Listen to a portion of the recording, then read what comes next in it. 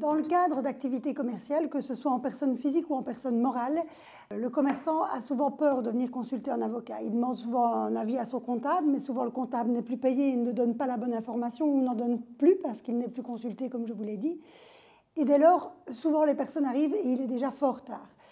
Quand on a une activité commerciale qui ne fonctionne plus bien et qui est en déficit par rapport à certaines choses, il ne faut vraiment pas traîner à aller voir un avocat qui pourra vous aiguiller vraiment vers d'autres procédures, que ce soit une réorganisation judiciaire ou un aveu de faillite. L'aveu de faillite est obligatoire dans certains cas.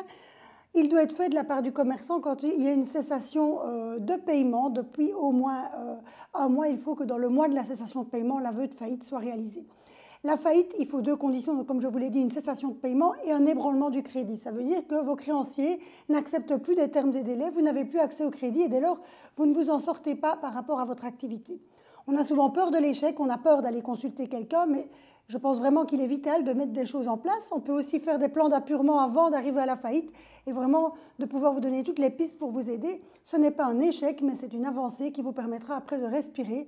Car après l'aveu de faillite, lorsque vous aurez été mis en faillite, il existe l'effacement des dettes liées à votre activité commerciale. Et c'est important d'avoir toutes ces informations-là. Donc n'hésitez pas à pousser la porte d'un cabinet d'avocats, et le nôtre en particulier. Si vous le souhaitez, je suis à votre disposition pour justement avoir toutes les informations nécessaires quant à la vie de votre société ou de votre activité en personne physique.